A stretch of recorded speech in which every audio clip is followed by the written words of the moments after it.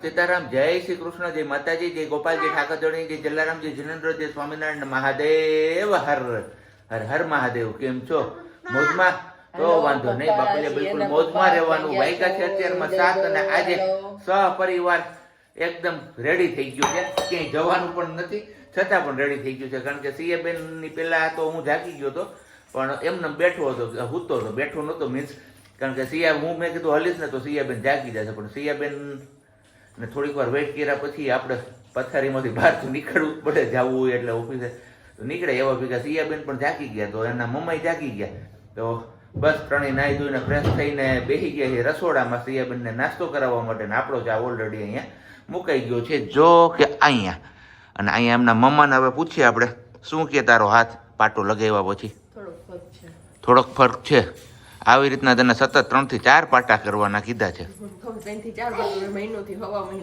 હા તો very good morning જય શ્રી કૃષ્ણ ગુડ મોર્નિંગ ને જય શ્રી કૃષ્ણ આમ વાળો પાટો છે ને આમ જે આમ હાથ લઈ જાવ ને ત્યારે પેલું થાય અહીંયા પેલું એ તો બાંધેલો હે ને હા બીજું કઈ ન હોય આમ ઘણો ફરક છે ખાલી જે મોબાઈલ લઈને મારે એડિટિંગ માં જે લેવો પડતો તો મોબાઈલ માં કઈ વાંધો નથી આવતો ઓકે અને સિયા આપણે આમ જો એ ભાવ નહીં હવે આમ જો બધાને સીતારામ જય શ્રી કૃષ્ણ કરતી વાળો હા વેરી ગુડ અને મેં તો નથી કહ્યા ગુડ મોર્નિંગ જય શ્રી કૃષ્ણ કાંઈ બી તો વેરી ગુડ મોર્નિંગ જય શ્રી કૃષ્ણ ચા પાણી પી લઈએ પછી તમને ઘણા બધાને અમારે આન્સર આપવાના છે કેમ કે ગઈકાલના વિડીયોમાં મેં કે તમને 2 દિવસ પહેલાના વિડીયોમાં બહુ બધી કોમેન્ટોના ઢગલા થઈ ગયા અને આજે છે 11 તારીખ ને આજથી મેળો સ્ટાર્ટ થઈ ગયો છે પણ તમને વિડીયો મળશે ને 14 તારીખ થઈ ગઈ છે કેમ કે 2 દિવસનો આપણે આગળ પાછળનો સ્ટોક હોય ને એમના લીધે હતી કે 2 દિવસ આગળ પાછળ આવે છે વિડીયો મારા એટલા માટે અને વિડીયોમાં કીધું હતું હેતલ શાહ કરીને છે એમણે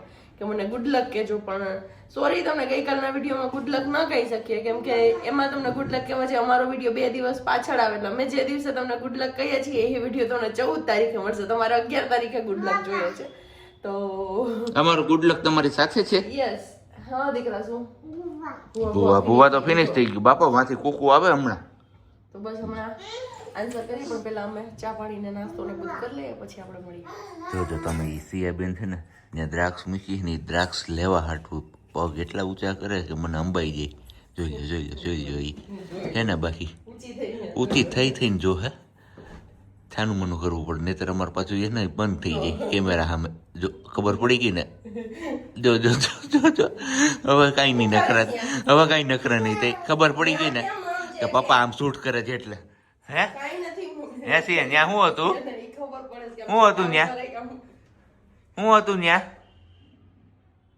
ત્યાં શું છે હે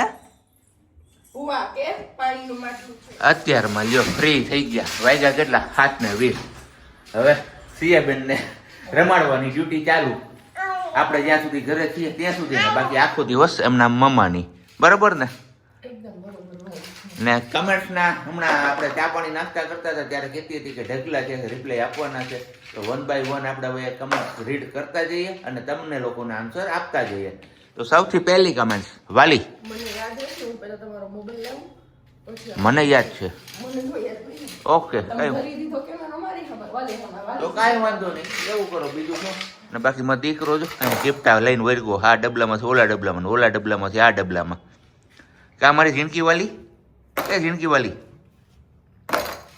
હાલો તો હવે એમના કેમેરો હાથમાં લઈ લીધો કેમેરો ને મોબાઈલ હાથમાં લઈ લીધો છે તો સૌથી પહેલા આપણે શરૂઆત આપણાથી જ કરીએ એક કમેન્ટ એવી છે ધવલભાઈ તમે બપોરે જમતા નથી તો ના ભાઈ હું જમું છું બપોરે મસ્ત મજાનું ટિફિન હોય છે આપણું એમાં હોય છે મસ્ત મજાનો બાજરાનો રોટલો અને મસ્ત મજાનું શાક અને ભેગી છાશ જોરદાર જમાવટ આવી જાય એવું ટિફિન હોય છે પણ બપોરે જમવાનું આપણો ટાઈમ છે ને લેટ થતો હોય છે અને ઓફિસે હોય એટલે ત્યાં કંઈ આપણે વિડીયો કંઈ કરવાનો હોય નહીં એના હિસાબે આપણે એ શેર નથી કરતા એટલે મારી વાલી ને જિંદગી વાલી અહીંયા જમતા હોય ક્યારેક તમારા લોકો સાથે શેર થતું હશે ને ક્યારેક નહીં થતું હોય એ તો મોટી વાલીના ટાઈમ ઉપર આધાર રહે જિંદગી વાલી કેવી રીતના કરે છે એમના ઉપર અને બાકી સેકન્ડ ક્વેશ્ચન એવો હતો કે પ્રજ્ઞાબેન અને ધવલભાઈ તમે જે ઘરમાં રહ્યો છો એ ઘર તમારું રેન્ટ પર છે કે તમારું પોતાનું છે તો હવે એનો આન્સર આપણે ઓલરેડી જ્યારે આપણે આ ઘરમાં આવ્યા હતા ત્યારે શેર કરી જ દીધો હતો છતાં પણ કદાચ આપણે એવું માનીએ કે એ લેટથી આપણે એ ચેનલ સાથે જોડાયેલા આવી છે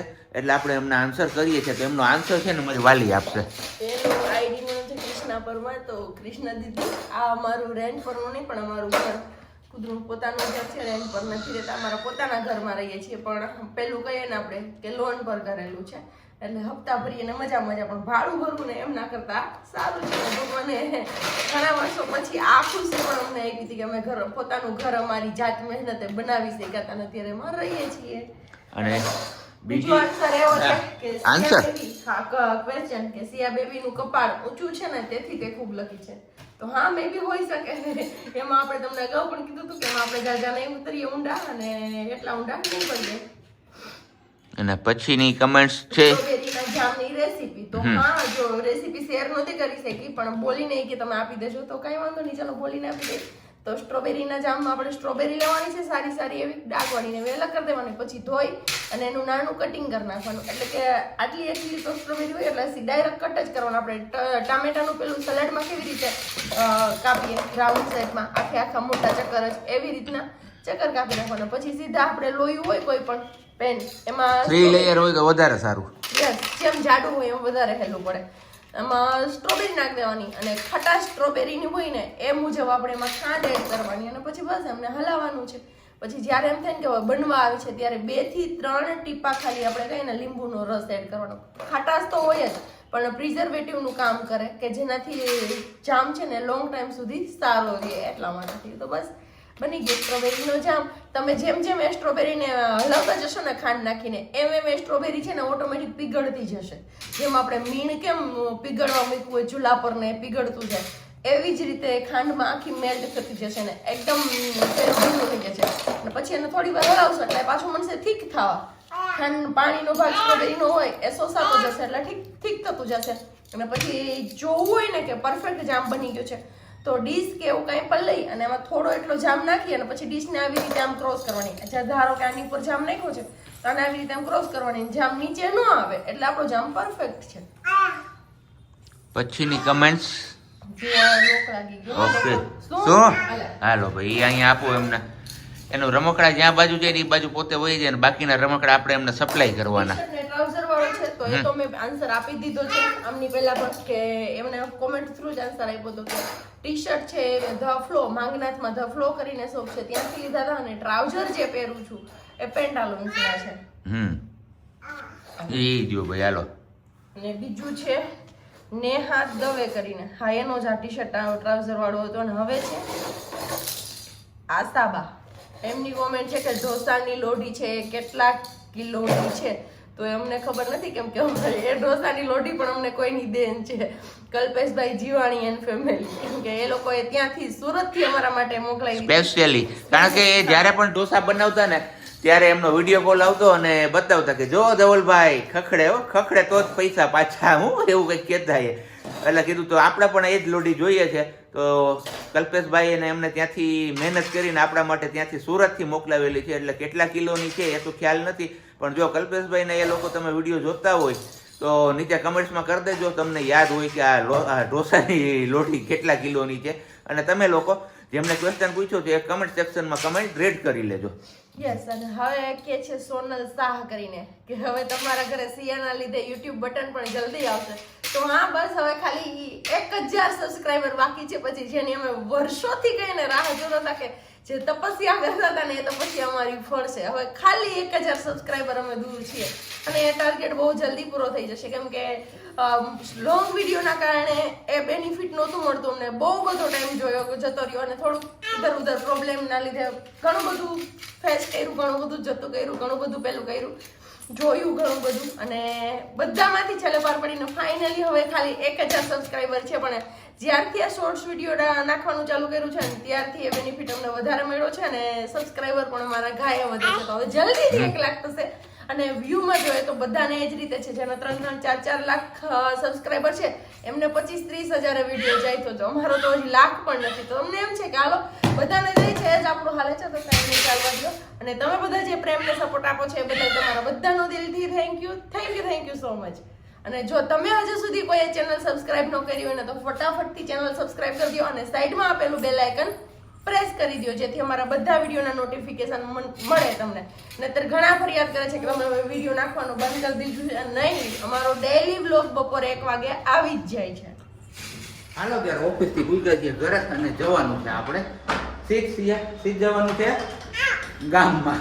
ચપ્પલ તારે નથી પહેરવાના, પપ્પાએ પહેરવાના બાકી છે હજુ, કારણ કે ગઈકાલે આપણે ચશ્મા જે રિપેર કરવા આપ્યા તે થઈ ગયા છે. અને પ્લસમાં સિયાબેન માટે હજી શું કે રેક વિનાના રાવણા નો પાકે ને એવી રીતના રેક વિનાની કેરી આવી ગઈ છે બજારમાં. તો કીધું પાકેલી કેરી લેતા આવીએ. કેમ સિયાને કેરી ખાવી છે ને? હે, કેવી લાગે સિયાને કેરી? મસ્ત મજાની સ્માર્ટ બજારમાં આવી છે, હવે વાવડ છે. તો કીધું ચલો આપણે ત્યાંથી લેતા આવીએ અને જોતા આવીએ કેવી છે. બહુ સારી હશે તો થોડીક વધારે ક્વોન્ટિટી રહેશું તો બધાય ખાશે, નહીતર પછી થોડી ઘણી લેશું. મમ્માને બોલાવે સિયા કે આવી જા મમ્મા, તું આવી જા. હું ને પપ્પા જઈએ છીએ. બસ આપણે આવી ગયા છીએ સ્માર્ટ બજારમાં, નહીં પણ રિલાયન્સ સ્માર્ટમાં. સ્માર્ટ બજાર તો નહીં, એના મમ્મા લાગે છે અહીંયા કેરી લેવા. અને સિયાબેન અહીંયા જોઈને બધી નવાઈ પામે છે કે આવો મોલ તો મેં ક્યારેય નથી જોયો. આ ફર્સ્ટ ટાઈમ મને તમે અહીંયા લઈ આવ્યા. કેમ સિયા? બાવ એ અહીંયા બધી બાવ કરે છે. નીચે કચરો નીચે બાવ છે સિયા, બાવ છે.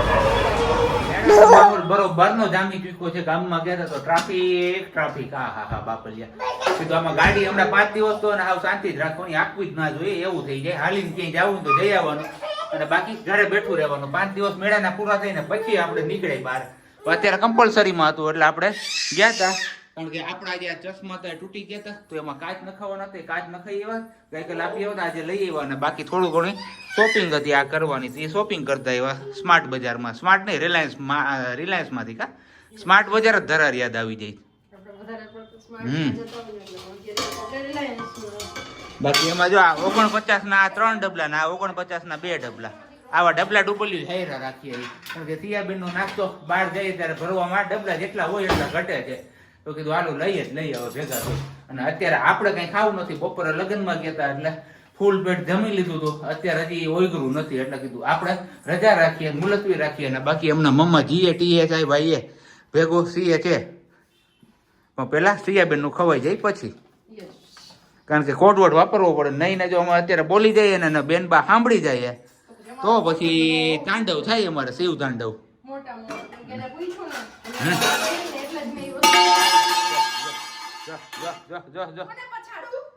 મેં નહીં પછેડું કે મમ્મા અહીંયા હવે બેનબા નું જમણવાર પતી ગયું, પણ એના મમ્માના જમણવાર પતાવવા નથી દેતી. ઘડીએ ને ઘડી આવી જાય ખોરામાં ગાંઠિયા ઈ કે હે